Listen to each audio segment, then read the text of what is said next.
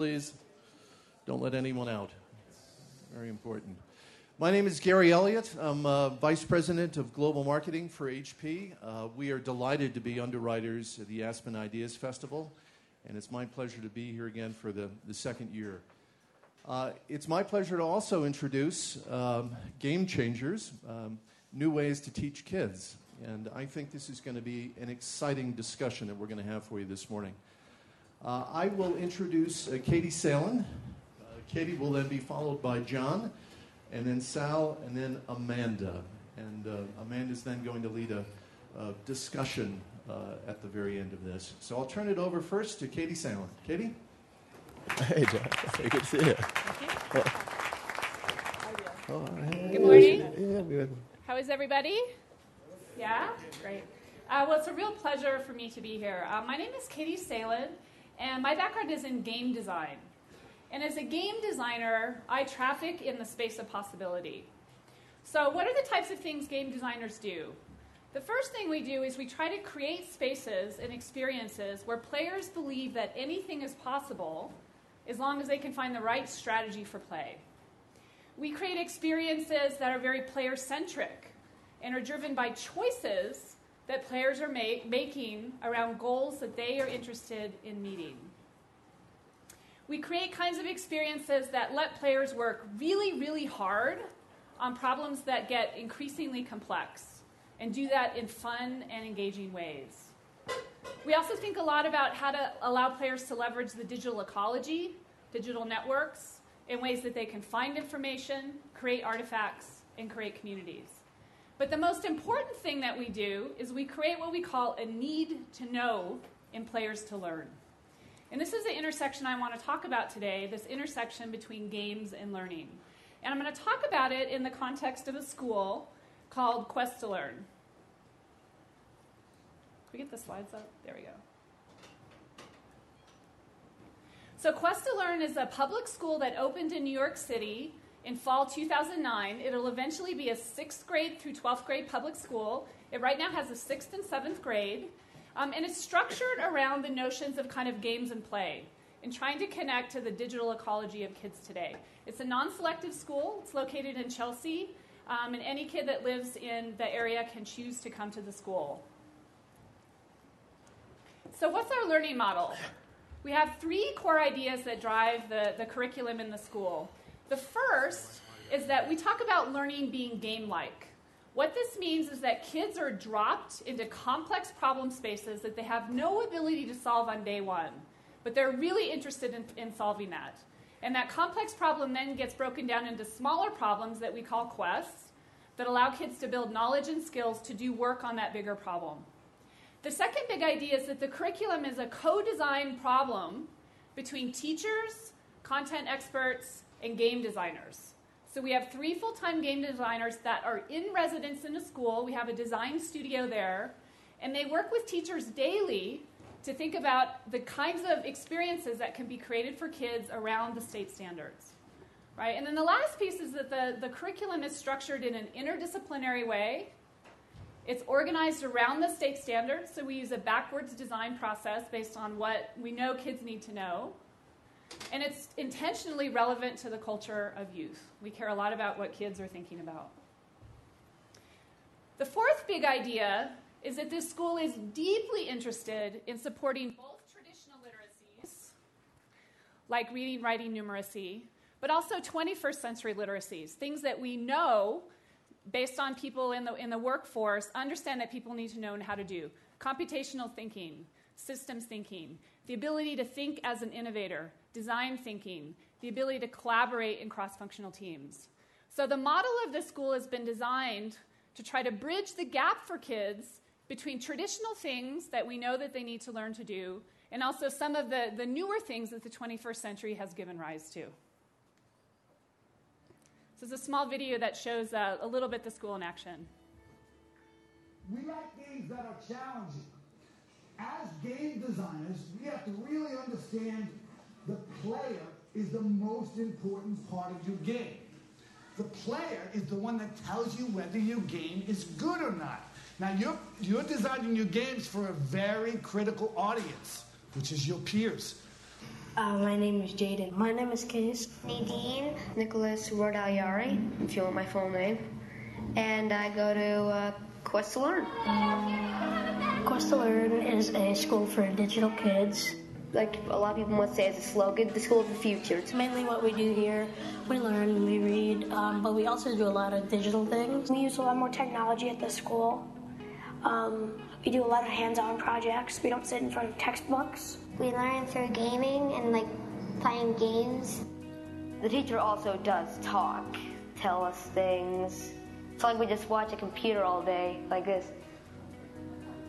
It's not like that completely. It's not all like that. It's a system-based thinking, trial and error, lots of stuff that's really fun and unlike other schools. We have the basic classes of a school, but we give them different names. Like math is called Code Worlds, science is the way things work, social studies is BSP for being space and place, and sports for the mind, it's more like designing things for that class. Okay. So that gives you a little bit of a snapshot of the kinds of things that are happening in the school. And I want to give you two examples of what the curriculum looks like, because when I talk about game-like, you may not fully understand what that means. So as I said, we are interested in dropping kids into interesting problem spaces that give rise to a need to know around the state standards as well as the 21st century competencies. So one example, this is from a 7th grade science and math class called The Way Things Work. And it was a mission, which again is a sort of big unit. It's about 10 weeks long, where kids were dealing with content knowledge around the human body. The very first day of class, they were being introduced to how to use a microscope, and they thought they were sort of going to begin to look at cells. And what they discovered was a little tiny message written on the slide in bacteria. And the message was from this doctor named Dr. Smalls. Okay, Dr. Smalls works for a lab called Shrinkley Labs. He'd been shrunk down in an experimental procedure and placed inside a patient's body to help diagnose them. What Dr. Smalls and his research group didn't understand is when Dr. Smalls was shrunk, his brain shrunk, and he lost all of his medical knowledge. So he found himself inside the body. He knew that he needed to somehow help this patient, but he didn't have the language or an understanding of sort of where to go, how to get out, or what to do. And so he started to recruit the kids into helping him. And so he found a way to sort of send messages in bacteria. So over the course of the 10 weeks, the kids helped Dr. Smalls discover where he's at. They first discover he's in the nasal canal. They help him understand how to navigate through the body, what kind of dangers might be lurking. At the same time, the patient has a Twitter feed that she's sort of tweeting to her friends about things that are going on in her life, which becomes a second strand of kind of diagnostic data for the students to read and understand what might be going on with this patient. They write all of the research blogs for Shrinkley Labs, and in the end, they diagnose the patient with dengue fever. They then have to go through a debate to choose one of two medications to help heal the patient. One of the medications would harm the immune system, but would be okay around the nervous system, and the other medication would harm the nervous system but support the immune system. So the students are then engaged in a kind of ethical debate around which medication they should give the student. They go through a debate with a panelist of scientists and medical doctors, and they have to argue for their particular point of view. Another example, this is in a 7th grade social studies class we call Being, Space, and Place. The big understanding of the semester, the teacher knew she needed to do work around the 13 colonies, but she was very interested in the notion of point of view, which is a sort of 21st century understanding of how is it that we all might understand things in different ways. So she created a mission called Ghost versus Ghost. And the situation was that there were 5 ghosts trapped in the basement of the Natural History Museum. And they were all ghosts from the time period of the founding of the American colonies. And they had all experienced a single event, but walked away with 5 different stories. And the students' job was to help basically do conflict resolution with these 5 ghosts and help them understand how it's possible, from the perspective of history, for 5 people to experience an event and come away with a very different story and understanding. And so over the course of that mission, they had a chance to work with primary documents. They wrote memoirs from the point of view of the ghosts. They eventually ended up creating persuasive essays, which they wrote in partners, pairing 2 very conflicting points of views. And they tried to begin to, one, understand an alternate point of view, but also get at the notion of history as a sort of multiple telling of stories. So what are some measures of success? And I think this is going to be one piece of the conversation today around how do we know if it's working, if we're having any kind of impact. So these are some measures of success. We've just been open 2 years that we're able to look for. One is that the Department of Education in New York gives out a survey for all parents and students. And students at Quest to Learn scored in the 97th percentile around engagement. Right? So the kids love to come to school, and they're deeply engaged in their own learning. We think this is a huge win for middle school kids. We had a small disaster back here. Okay. Another big measure, just 2 weeks ago, the students won the citywide Math Olympiad. They were the youngest team in the Olympiad. They were 6th and 7th graders going up against 8th and 9th graders. And they won in a sort of final runoff because they were the best collaborators. And so a lot of work in the school is around getting kids to understand how to collaborate, how to share knowledge, how to solve problems together. We're also seeing gains in some of the 21st century competencies that we care about: systems thinking, time management, teamwork. And there's a lot of interest in the school. So we've had 400 applications this year for 81 spots in the school. The students also take the standardized tests. We just got the results back, and all but one student in the school passed those tests. So we care about those. We don't care about those. We care about some of these other measures as well. You can find out some more information on the school either at the Institute of Lay website, which is the founding partner for the school, or the school website itself. We're starting a sister school in Chicago in fall 2009, and we'll be working with a very kind of different demographic there, and are very curious about the kind of new innovations that will come with starting that school in a different kind of context. So I'm going to pass it along to John to take it from here. Thank you.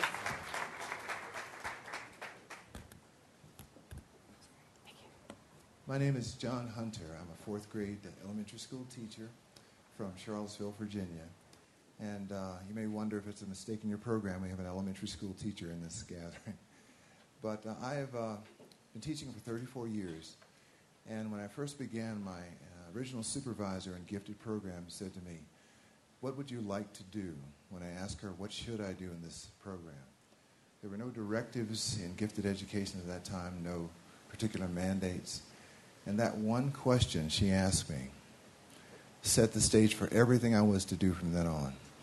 The empty answer she gave of whatever you want to do is what you should do allowed me to build curriculum for the next 34 years that also invited the students to go into that empty space and create their own meaning. What I've been able to do is create something called a world peace game.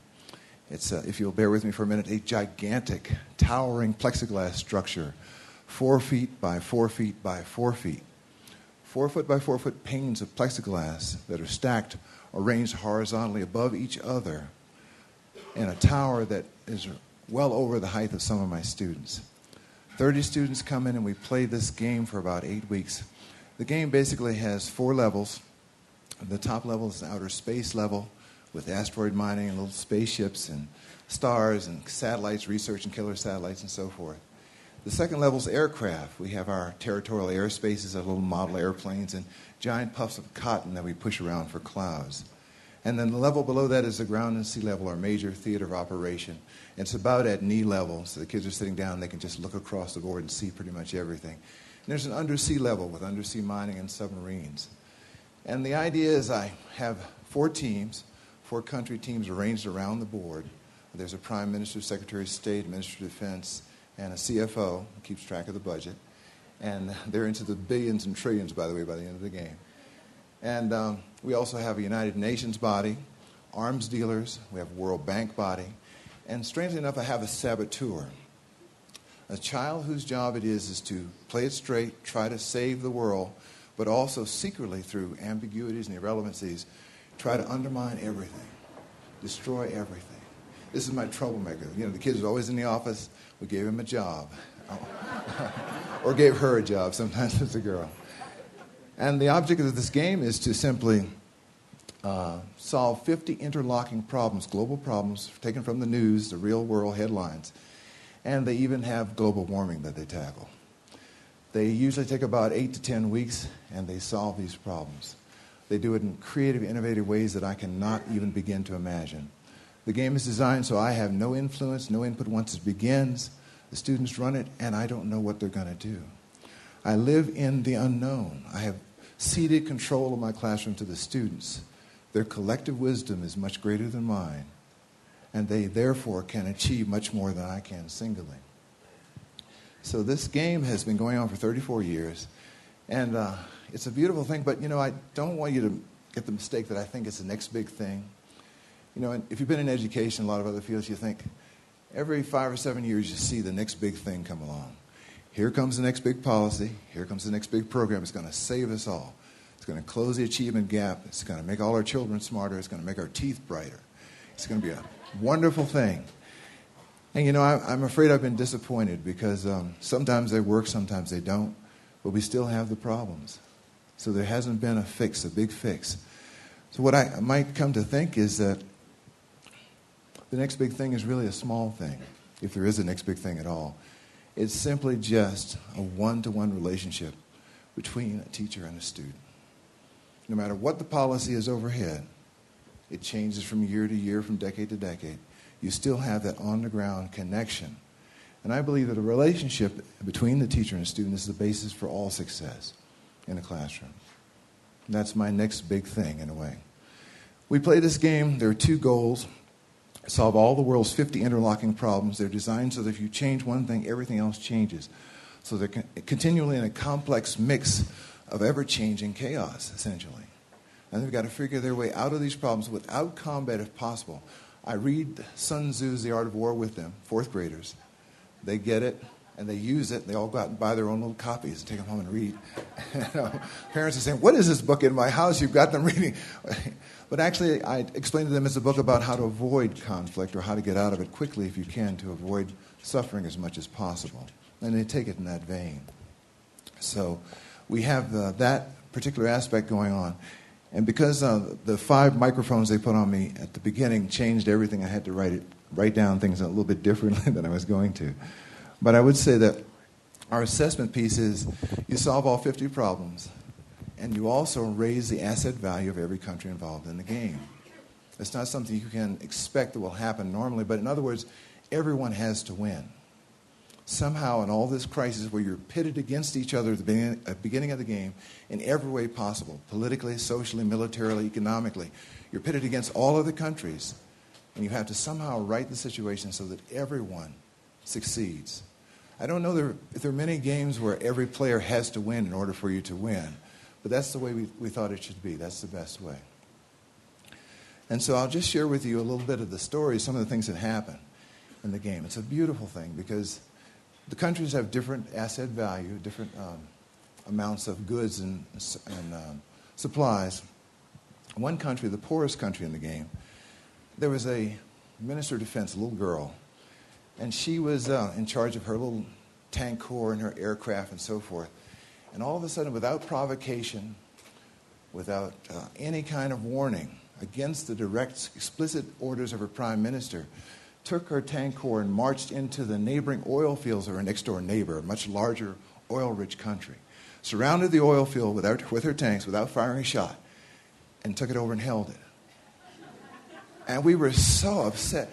What are you doing? This is the world peace game. Why are you... This is warfare. And she folded her arms and said, I know what I'm doing. This is a little girl. You know, I, as a teacher, of course, was feeling complete despair. I thought I taught them compassion. I thought they were supposed to go for higher ideals. And here she's doing this warlike move. I couldn't understand it. And we were all upset. But come to find out, a few turns around the board later, a few game days later, it was revealed that this larger country had been planning a military quest of total domination in the game. They were going to take over the world. And somehow she had the insight and vision, the intuition to see the trend lines, the vectors, the situational possibilities coming up that were going to make that happen. And she made a philosophical decision to create a smaller war to avert a much larger war. We had to stop and discuss the philosophy of that move, that decision. It wasn't a right or wrong kind of thing. She did what she thought was best. It was a beautiful learning experience for all the students. I'll tell you about my friend Zed. Zed, this just happened a few weeks ago. He has, I guess you would say, an opinion of himself that is much higher than anyone would ever have of anything else. Zed is a very smart fellow, and he knows it. And he's the Minister of Defense of a country that is doing fairly well. But his oil reserves are suddenly surrounded by unknown mercenaries. They come out of nowhere and they surround his oil reserves. Now, we have many processes we can go through. We train in how to problem solve before we play the game. Zed could talk or negotiate or seek to find out what the reasons for this incursion was, but he chose to attack instead. Not only did he choose to attack, he chose to attack with ICBMs, intercontinental ballistic missiles. He could have just taken his troops over and had a little small battle, but in doing so, he took a risk. The risk was that he was going to blow up his oil reserves if he missed. He was warned by the United Nations. He was warned by several other ministers. If you miss Zed, you know you're going to cause an ecological disaster. I know what I'm doing. He fired the missile, and of course he missed. We have a random or weather goddess in our game, also random stock market, random weather. Things just happen like they do in the real world. She decided, well, we're going to have an ecological disaster, and she took a huge piece of black crepe paper and put it on the aircraft level. Yep, 1/3 of the world's under air pollution, sorry. And such a gloom and a shock settled over the entire room. This is a peace game, and here we have this huge disaster we've created. We brought on ourselves, or he has, rather. What are we going to do about it? But that disaster, that built-in possibility of failure is built into the game. It's designed to fail. It has to fail. They have to go through it and come out the other side.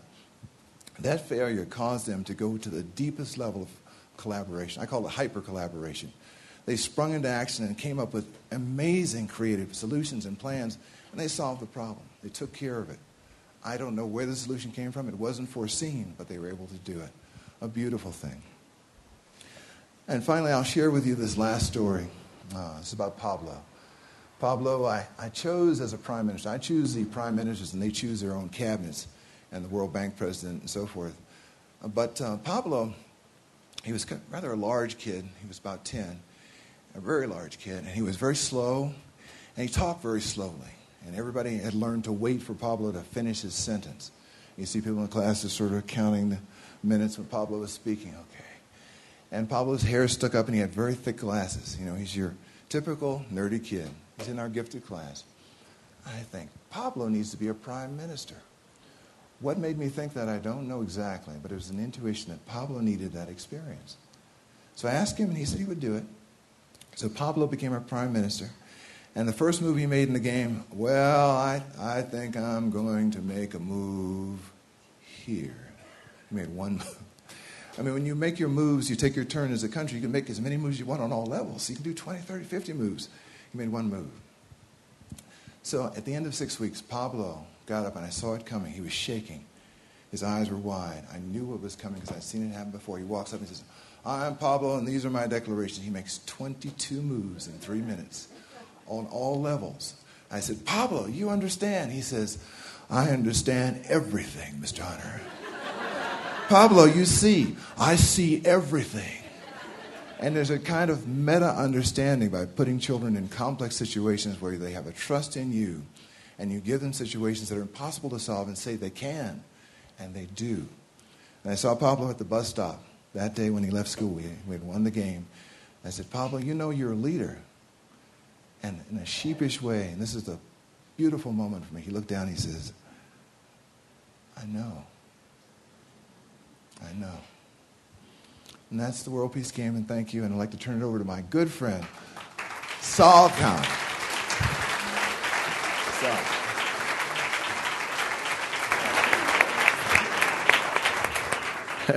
Awesome. And you are. All right. So I want to start off just showing you all a little bit about what Khan Academy is. And so just to start, it's most known for this library of videos that I started making 4 or 5 years ago for my cousins. And now there's about 2,500 of them, and they're watched by about 2 million students a month. And so let me just give you a little bit of a feeling of what they're like. So the hypotenuse is now going to be 5. This animal's fossils are only found in this area of South America, a nice clean band here, and this part of Africa.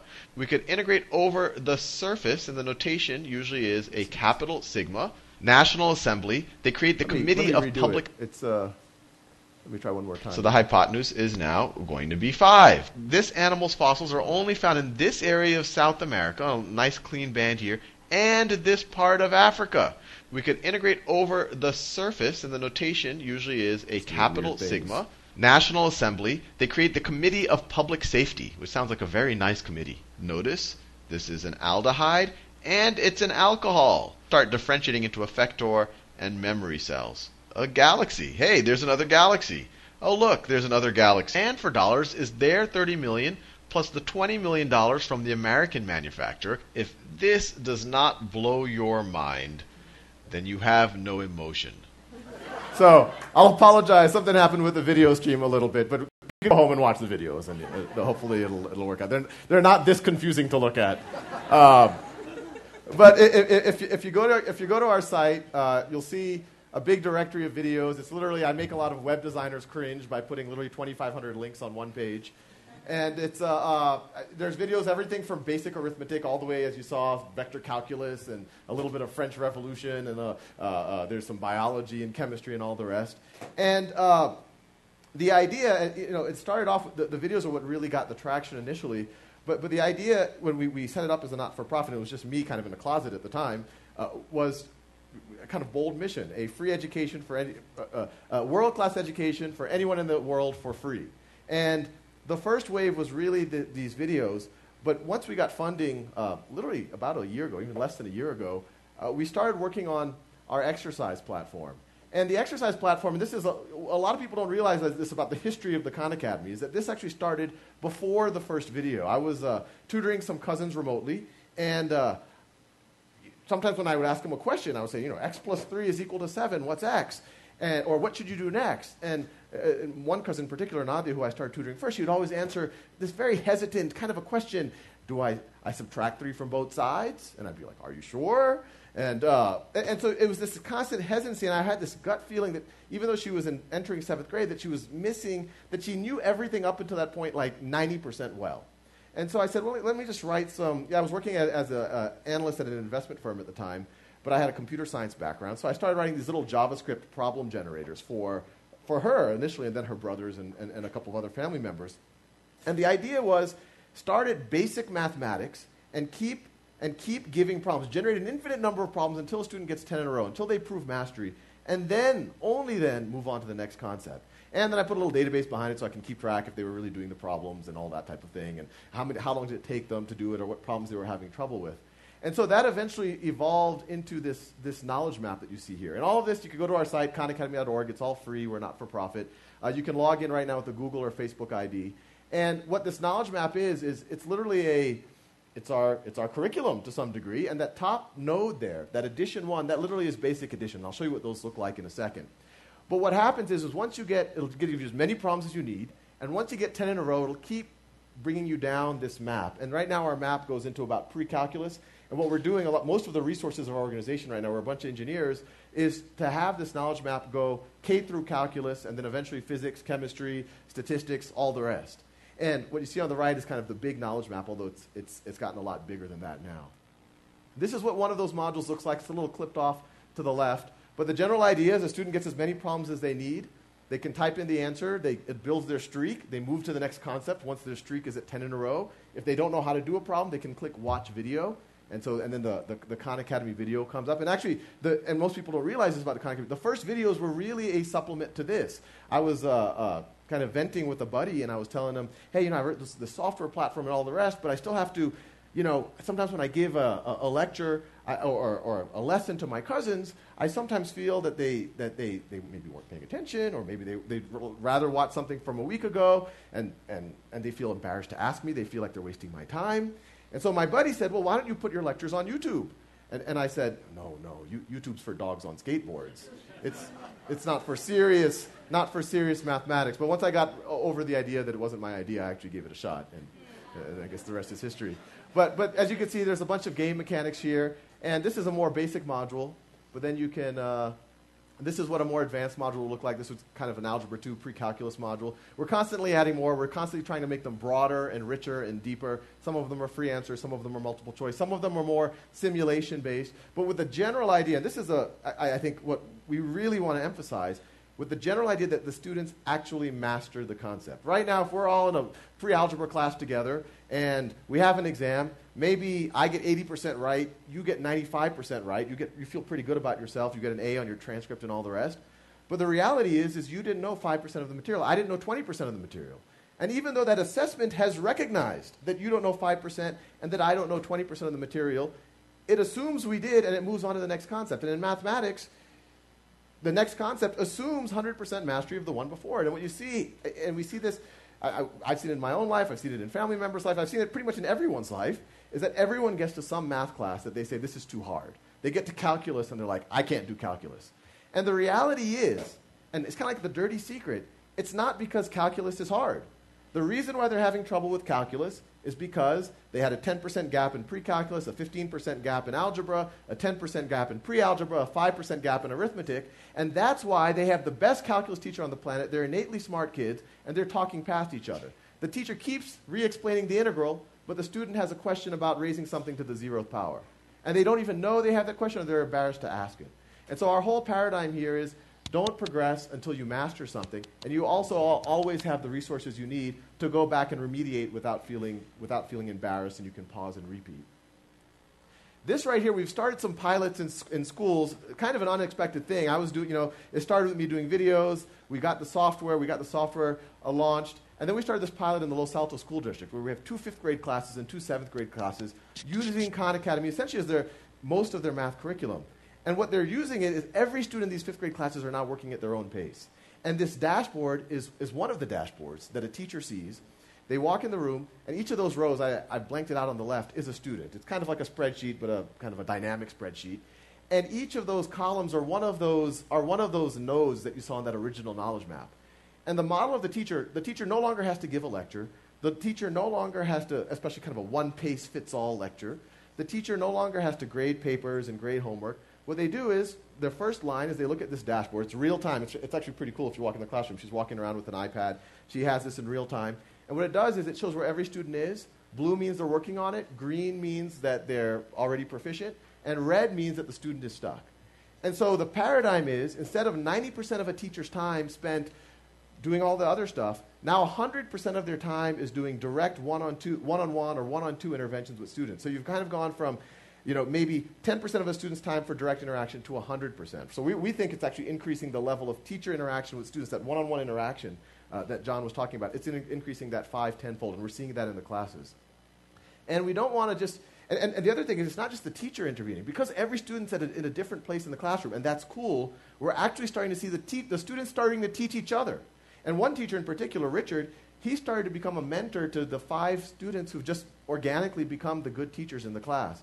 And so we're seeing students get to a whole nother level of depth when they have to step up to the plate. They're sometimes watching the videos just to learn a level of depth so that when their peers ask a question, they can answer it, and they can answer it with confidence.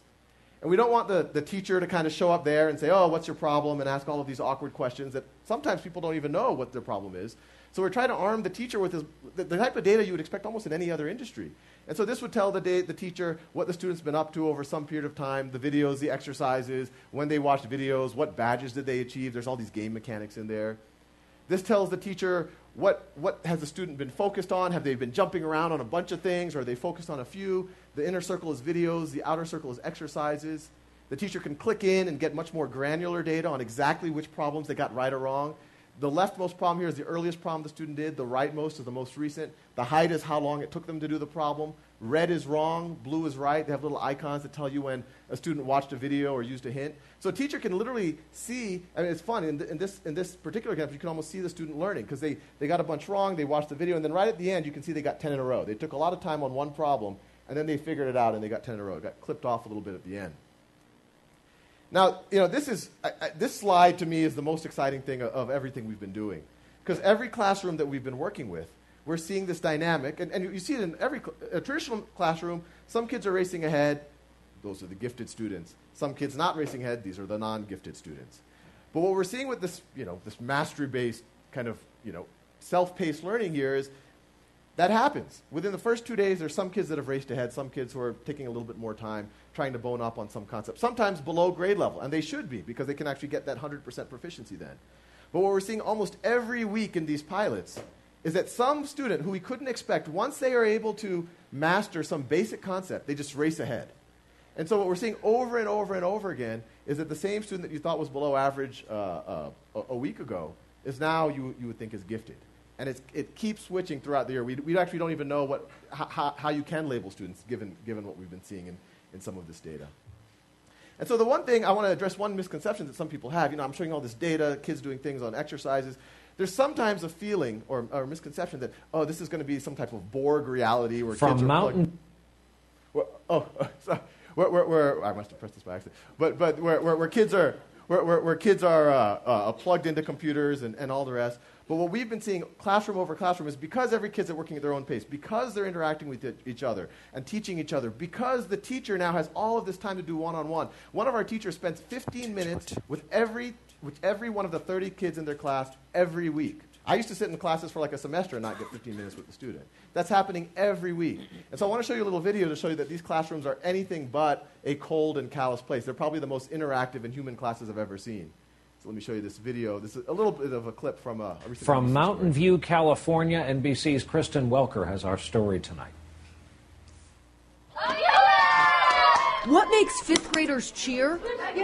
Would you believe math? Yes. I'm starting to really like math now. These kids are learning with the help of Khan Academy, an online school. You got it right. Good job. Videos that are interactive and fun, explaining difficult concepts in a conversational way. And I just want to leave you with one little story from actually when that footage was. It's actually, I think, when the reporter sat next to that little girl over there. And I think it encapsulates everything that Khan Academy is about, because the girl was literally doing trigonometry. And if y'all don't remember, trigonometry is traditionally done in the 11th or 12th grade. These are fifth graders. And the reporter was impressed and sits down next to that girl and says, so do you think that this is fifth grade math? And the girl gets this very mischievous look on her face and goes, no, I think it's sixth grade. Thank you.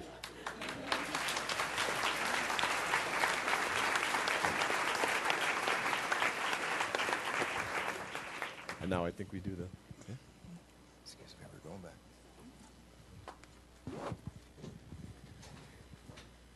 After you, man. All right, cheers on.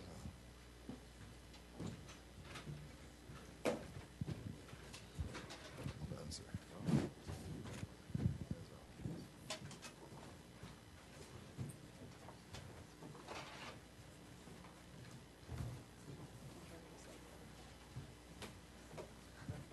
Practice this part.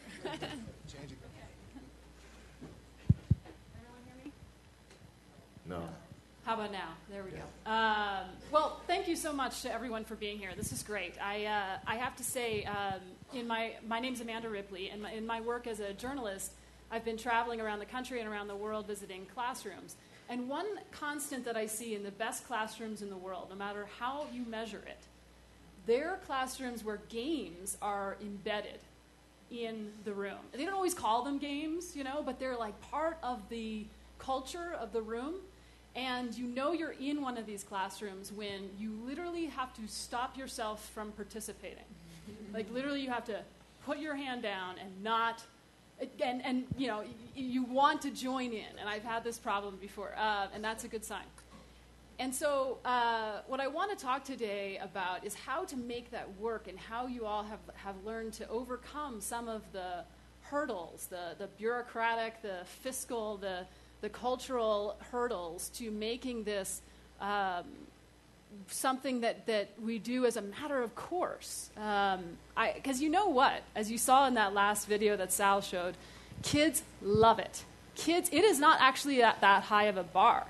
In my experience, I have seen kids in some of the poorest neighborhoods in D.C. in fifth grade where they have this teacher with very simple math games. These kids will get, it's like they're about to win a car on Oprah. And what they're getting is a pencil if they get the game, if they win the game. So it's cool to see that excitement. I'm glad that you showed that clip. So what we're going to do is we're going to have a little bit of a conversation up here, and then we're going to have lots of time for questions from the audience. So please keep that in mind. If there are things that you'd like to ask our panelists, we will have time for that. And I want to point out, John, that we can actually see what your game is all about in a film that we'll be showing after this at a different session. But just from what you said, it makes me feel like, man, I wish we could make the World Peace Game mandatory for like Congress, or wouldn't that be awesome? Well, I'm almost afraid to give adults that kind of control. I know, yeah, right. But I wondered if you could talk a little bit, particularly I think John and Katie, about, and Katie touched on this. This is cool, right? Ghosts and prime ministers and shrunken doctors. How do we make sure, though, the kids are actually learning what they need to know on a fundamental level? How do we do these fun, cool, creative things, and still make sure that we're getting somewhere on, core competencies? Well, so I mentioned that we use a backward design process. So, any piece of curriculum, so people always say, well, how is it possible to teach state standards in a curriculum like yours? And I say, well, but that's just a design problem. You start with what the kids need to know. You start to understand what is the type of problem space that will give kids practice in that type of thing. And then you have to figure out, well, what are the ways in which you can assess student learning along the way as part of the play itself? So what we don't believe in is the kids have some kind of really deep, immersive, interactive experience where they're making choices, solving problems, putting forward solutions, and then they sort of take a test about it, right? What we believe is that the experience itself should give rise to the types of assessments that teachers can look at, whether those assessments are computational. So in the Khan Academy case, a lot of it's computational. We use a lot of software-based things that have that kind of back end, or whether it's observation-based. Teachers listening and observing and understanding what is it that kids are able to do in this particular problem. The example you gave of the child that made the 22 moves was like a summative assessment, right? For him to do that, totally clear, he understands the systems, he understands implications and relationships between things in that system, he understands consequences. And so that in that sense, we always try to think about, well, just like what is it that you need kids to learn, and then just design a space around that. I mean, it's not easy. I'm making it sound like it's easy. It's not easy, but it's not an impossible problem. It's integrated from the beginning. John, do you want to speak to that? Yeah, I would second what she says. We talk about backwards design, Jay McTighe's model, basically putting the assessment first. What does the accomplished task look like? What competencies or what qualities or characteristics will be there in the student that they know and you know? We start designing from that point and then build the actual curriculum, procedure, and practice. And that practice over and over again, we call it self-evident assessment, that everybody knows where you are and you know where you are all the way along the line. There's never a surprise when you take the test and go, how did I get a C? I shouldn't have gotten a C. I studied that old school way. Students are aware of their process all along the way. And Sal has it so you can even reverse or back the video up and check again, teaching yourself the process. It's a beautiful way of seeing or developing deeper awareness of where you are and what you're doing. So I think the real assessment is life. It's something that you can't measure in one test, a snapshot. That, I try to follow my students and find out what happened to them 10, 20, 30 years later to see how they really did. And fortunately, we have a student sometimes coming back, one in international diplomatic relations studies and security and international security. Came back 15 years later to let me know that this game had a little effect on how she got into that field. So you say, oh, well, there is an assessment, I think.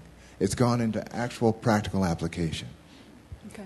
Could I just add one tiny thing to that? Sure. So I think that the fundamental shift that you're seeing actually in all three of these examples is that we believe data around performance should be made available to the student from the moment that they engage in a process, rather than it's a secret thing that only the teachers have. And that assessment is ongoing. It's absolutely clear to students what the kind of what it is that they're supposed to be learning and sort of why it matters, how it's relevant, and that data is there, it's ever present, and it's something that can be manipulated and represented in multiple ways to really understand how someone is doing. We care deeply that kids become learners, right? So they own the control over assessment. It's not just in the teacher's hands. Well said. Yeah. And I'll throw in one thing on Okay. that. This is just like reflection on my own education. I was a bit of a math lead in high school, and what we had on the math team is this thing. All the students were teaching each other. It was the seniors would teach the juniors, would teach the sophomores, but it was a lot of doing problems, doing challenging math problems, and we would do 2 hours of that every day so that we could go and compete. And so I look at that, I was like, oh, that's a really important part of an education. But then I think about it, I was like, well, no. But there's another really important part of my own education was when I had a blank slate and I wanted to write a piece of software that could beat my friend at Connect 4. Or I wanted to, or I was trying to add new rules to a game of Monopoly and put public markets on top of it. Or play some trading game or invent games. And so what you have in traditional education is this kind of, or a perceived contention between the traditional, do a lot of problems, get a lot of exposure to hard math problems, and this more project-based, and they're both equally valuable. And so what we're saying now is we can use a lot of the technology, like what I showed in the video, to handle a lot of the blocking and tackling core skills with analytics, with data, making sure that students really are getting mastery on core things. When they show up for an assessment test, they've seen that problem 100 times, and they're just like, I know the answer. They just do it, and they have that confidence. And what we're seeing in Los Altos classes is that that's so efficient that they're spending at least half of their class time doing the kind of stuff y'all are talking about. So they're kind of having their cake and eat it too. So I don't think it's an either-or proposition anymore. Okay, but let's talk about one of the, and we've talked a little bit about the students and the data. What about how to work teachers into this equation? I mean, John, we talked a little bit earlier about how sometimes teachers are very resistant to this because they have to cede control, as you put it. They have to embrace chaos and allow the students to be in charge and live in the unknown, which is actually uncomfortable not just for teachers but for humans. So can you talk a little bit about how you overcome and how you get teachers to buy into this? I'm not sure it's so much an overcoming as it is a recognition of the actual fact of reality. Life is not plannable to the extent that you can control everything. And when we recognize the fact of variability in everything in every moment, we become more alive to every moment. And if that's the case, then we're also becoming alive to the possibility that each student changes each moment. And so we have to really plan and design for each individual student as much as possible. I mean, wouldn't you rather have a teacher thoroughly devoted to making sure that everything you need is there and helping you to develop your deepest talents and instincts? So that kind of attention to the fact of reality, I think, is what helps me to do it. And then also having, and this is an undersold part of the plan, a visionary and compassionate leader. A leader is so important. My principal now, her name is Michelle Delgallo. She's glamorous, and she's also compassionate. She's fierce about protecting and loving children, but yet she says to teachers, I hired you, you're a professional, you know what to do, I trust you to do it. Do what you need, let me know if you need support. I'll come and see how it's going. But that kind of support and trust, mid-year we have a mid-year assessment where we get all the teachers together and we look at all the scores of the entire school together as a team. The principal sees the scores. Every year, mid-year, the scores are so low. We could become disheartened, but she stands up and makes a very moving speech. I know you know your students, your professionals, you know what to do. There are an infinite number of techniques. You can go to the Khan Academy, you can do all sorts of Quest Academy and look on their website and see what they have. Maybe you can borrow that. Whatever it takes. And by the end of the year, the scores are through the roof every year. It's a trust and a love and a human thing, rather than any kind of particular one big thing that fixes everything, for me. Sal, what have you found in the schools that Khan Academy has actually been, where you actually piloted integrating this into the school? With the initial pilot, a lot of what we've come up with, the paradigm, these teachers came up with themselves, and a lot of the specs, the reports, they asked for it. But their experience, I mean, it's funny because these are, especially in the 5th grade, the teachers teach everything. They teach math and social studies and all the rest. And it's amazing that they now feel so backwards in everything else that they're teaching. They're actually asking, when are you going to do the science? When are you going to do because we feel like we're in the Stone Ages. We didn't know how much data we were missing out on in the other subjects. And the one thing that I think, our teachers love it, the ones that have been doing it. There's a more general feeling sometimes that, okay, wait, if Sal's doing the lecture, and if all these exercises are being done, right, and if there's no, isn't that de-skilling the teacher somehow? Right. Isn't that commoditizing the teacher? And our answer is no, it's doing the exact opposite. We're taking the commodity work off of the teacher's plates. I'd like to think, so there's 2 ways you could do it. If you're taking out all of this core skills, it might commoditize the teacher and turn them into kind of, glorified monitors of what's going on, or they can move up the value chain and say, look, all of that core stuff is now taking on, I can now be a John Hunter and I can make sure that all the skills are there, but now I can spend time with the students. I can diagnose things on a deeper level. I can leverage my actual humanity as opposed to like a scripted lesson plan that I just do every year, not caring who understands what. But there must be a period of transition to get from here There to is. there. So what we're, the first wave of teachers immediately got it, and they've been informing us on really interesting ways that we can leverage this type of technology. I think the next wave of teachers, and we are broadening this pilot, we're going to go district-wide in 5th and 6th grade in Los Altos, so this has never been done in a school district before, is to make them realize that this is not about commoditizing them. It's actually about liberating them and letting them do what they want to do. I think why a lot of them wanted to be teachers to begin with, forming human bonds with students, being able to actually diagnose, there's one teacher where a student came in from another school district, and he was like 3 grade levels behind. In a traditional classroom, it's like, too bad, and it's over. Yeah. But he was able to get 2 of his best students to spend majority of their time helping that one student. That student ramped up, and so all of these dynamic things. And the feedback we get from teachers that they love it because on some level there's less of the administrative paperwork, lesson plan, all of the mundane stuff. But when they go into a classroom, it's just like their brains are on and they're context switching. The one kid's doing trigonometry. There's one kid on that dashboard. It came up red, and he was having trouble with the chain rule in calculus. And this is a 5th grader. And the teacher, 5th grade teacher, says, I guess I have to help him with the chain rule. But what was powerful was she sat down next to him. This is the real power of a great teacher. She sat down next to that student and said, you know what? What you're working on right now is normally a freshman level college calculus topic. I last took it when I was in college. I forgot it. Let's learn it together.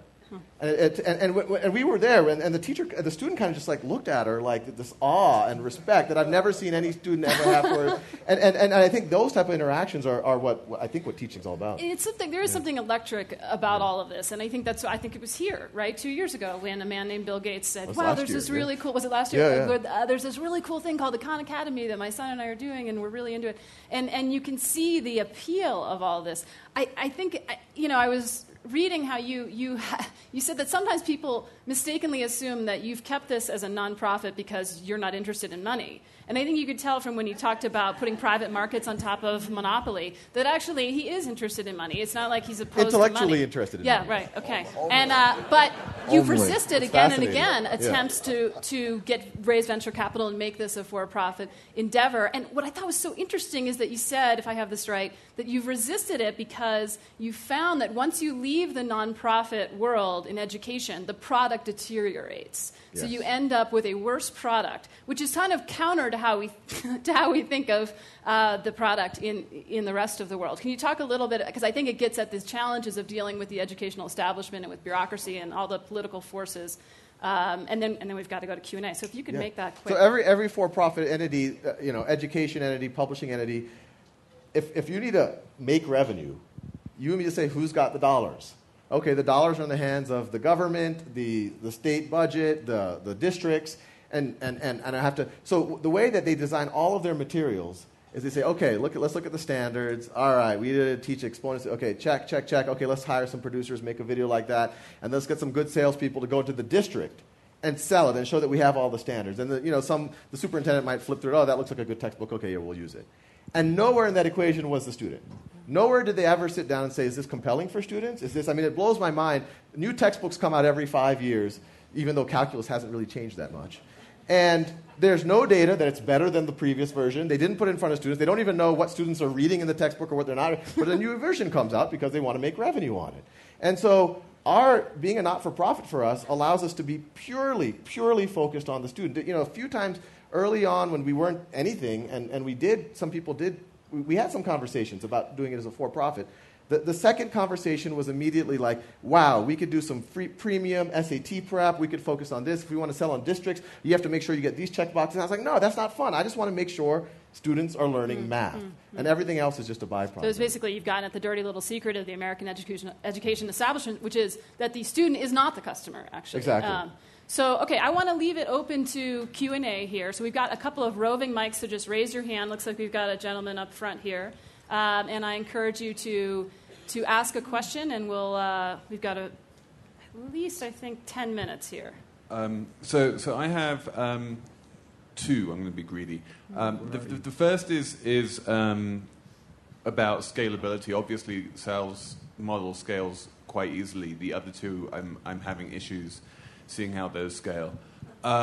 And the second is more directly to Katie. When you were talking about these 21st century literacies, it seems to me that one of the hugest problems facing kids today is that they don't have the ability, and I've seen data on this, they don't have the ability to distinguish when you're getting most of your information on the internet between reliable information and unreliable information, and how do you teach that? Because I haven't seen anyone be able to teach that well.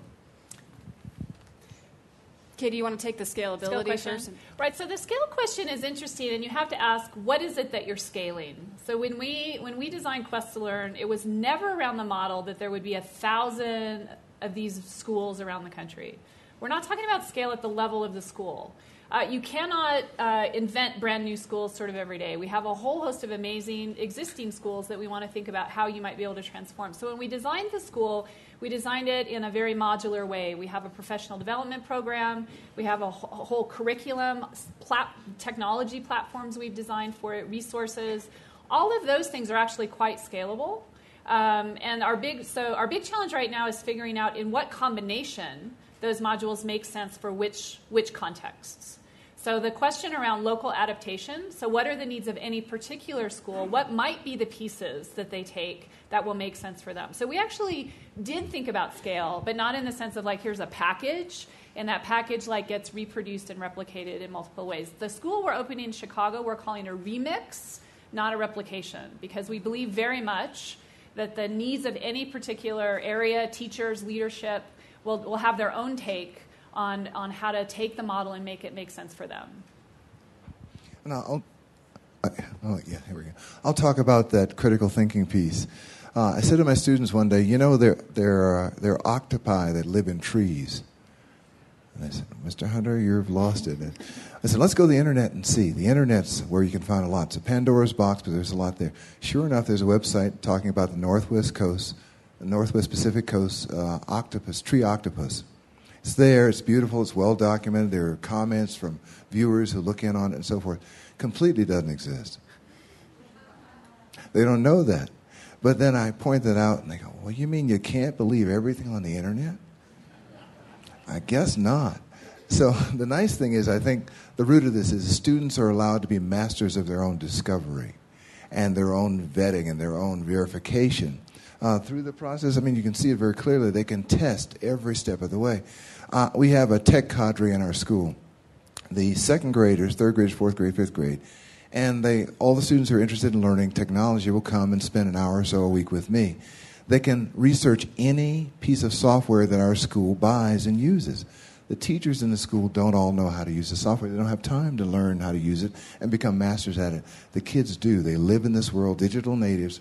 They learn how to do it. And my favorite example is second grader Sarah, who's only about this tall, teaching 4 fifth grade boys who are 10, this tall, how to use PowerPoint and how to get some video from iMovie and some sound from GarageBand into it and make a presentation to their teacher.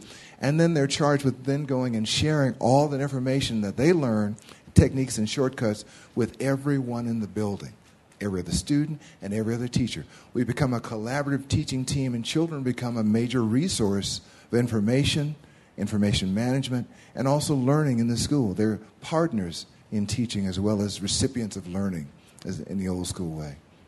I just want to say one small thing. So one of the question in your answer a bit implies that kids in schools have access to the internet, right? And it may sound like shocking in this room to say that, but there's I would say many schools. The access to the internet is incredibly limited.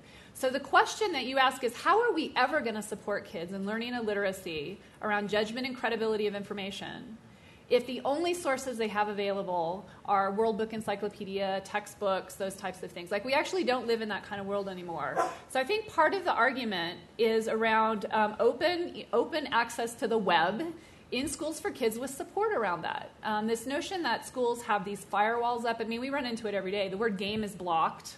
Anything with the word game in it is considered evil, right? And so it's just that piece has to change. It's fundamentally problematic And so I think that the importance of work like you guys are doing, where there's real examples of ways in which technology and non-technology can be brought into schools that get at these types of literacies, is just critical. Right, and that many of the barriers to entry are not actually fiscal, are not actually a budget problem. Right. Right. Who's next? We've got a woman right here in black. Or many colors. Many. Can you talk a little bit about what the implications you feel are for schools of education and professional development programs for teachers that's me? with this framework in mind? I think that was not directed to someone specific, No. right? But I think maybe we could ask John to briefly address that, because I want to take at least one more question. But that's a great question. Would you rephrase that a little bit? So what are the implications for schools of education with some of what you're learning? I mean, did you find that you were embraced by the ed school in your neighborhood with this work that you were doing, for example? Just to take a You would ask that question. I'm not going to name names. No. Let's just say that as a fourth grade elementary school teacher in my hometown of Charlottesville, Virginia, the Darden Business School at the University of Virginia, after seeing the film you're going to see today at noon, came over and said, we'd like to offer you a fellowship at the business school. We'd like for you to teach business students. I'm scratching my head. What have they been drinking? I don't get that at all. But they said, we see the principles in the game, the over-complexification, the luxury to fail, the no experts, all that kind of thing. We'd like to have our business students learn not just in a case study, which is kind of static, but in an immersive, dynamic environment that's changing all the time, that's more real-world based. Can you help us do that? And so I've been working with the Darden School for about a year, myself, a fourth grade teacher, working with MBA executives and MBA students, trying to do that sort of thing. So I would say that the practical arts and sciences see more value in it sometimes than maybe our pedagogical towers sometimes that we live in. But I think the door is open, and now we're seeing what's possible, even in education, so we can go further. I'm glad you brought that up, though, because I think it is often in the ed schools where we see very early on teachers are indoctrinated with this notion that that failure's not okay in classrooms, that things have to be sort of top down and so forth. We've got, let's see, in the back here in plaid. Doing like a fashion show. Yes. Hello, I'm Nicholas Okafor, a Bezos Scholar. This is more directed to Khan, but all of you, first of all of you guys are wonderful, and thank you for all that you've done.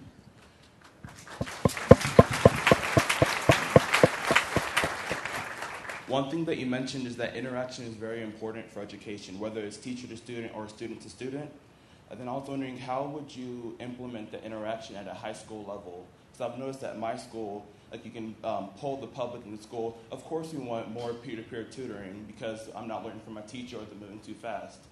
But when it comes down to it, they won't admit to it. Because we're all 16, 17, we have too much pride to ask, our best friend, can you help me with calculus? I'm almost failing. Yeah. So how would you implement that at the high school level? Yeah, no, we are going to be implementing. So there's a couple of ways to do it. One is, you could do exactly, and that's one of the reasons why we're racing ahead with the content, to make sure that we go at least through calculus. Our videos go well beyond that, go to sophomore level of college and all the rest. But we're going to be starting some pilots with high schools, and it's really the same paradigm where every student works at their own pace. And we're actually going to start so right now what's happening in the 5th grade and the 7th grade classrooms is there's just a whiteboard where people say, I need help with this topic, or I'm willing to help this topic, and people can get the help they need. We're going to start putting that in the software. So it's like, hey, so-and-so says they have some spare cycles. You want to get help from them, and you could even have a little bit of we have to be careful about the rating, but hey, thank you. That really helped me when you helped me with that concept. And I think the really exciting possibility with high school, and one of the things that we really want to do is blur the distinction between even high school and middle school. We've been talking to a few schools that the next wave of pilots, it won't be a 12th grade calculus math class. It won't be a 11th grade pre-calculus math class. It will be a math class. Mm-hmm. And in that math class, there will be 13-year-olds and there will be 17-year-olds. and they will all do what they need to do, and they will teach each other, and they will mentor each other, and they'll learn math. And I say that because that's exactly what we used to do when we were like training for math competition. And I wasn't a complete geek. I was also on the wrestling team. And on the wrestling team, that's exactly how you learn wrestling. You had the captain of the wrestling team who was the state champion, and he would teach you a new move, and he had his lieutenants, and the coach was just observing, making sure no one was getting killed. Because the best teachers know, the best teachers leverage the kids, and they know that kids speak a language that sometimes adults don't speak. The most untapped source of kick-butt labor in our country is kick-ass high school students. And, I mean, that's true just for teaching each other and for, I mean, we have some interns that are our best interns, and they're like 16 or 17 years old. It's true. Yeah, nothing like an intern. Can I ask you this? Have you thought about letting kids do some of the lectures Yes. online? We're exploring with that. And actually, we're recruiting not other people other than myself. We are translating into 10 languages, so they're redoing them. But we're also looking to expand the faculty. Cool. Can I add to that, too? We're having a World Peace Games Summer Academy at the University of Virginia this summer. 2 weeks, mixed ages. Sometimes you have a CFO who's 16 and a prime minister who's 11. But this summer, for the first time, I'm having 6 of the top people I could find to train with me to take this game over after I'm gone. And those 6 people, I looked far and wide for them. They're all 10 and 11 years old. Oh, that's awesome. And I'm paying them to sit with me and to deconstruct what we do in this process, how it works, so that someday, if they wish, they can take over the thing and do it and make it even better and do it their own way. Because that's an untapped resource, just as he's saying. They're the best we've got, and we're overlooking that. On that note, I want to thank everyone for being here and thank our panelists. This was fascinating. That was awesome. Yeah. Perdonate, mi lasciate, Fiorelletta, poveretto, Fiorellino, vieni qua, Did you enjoy it? Good.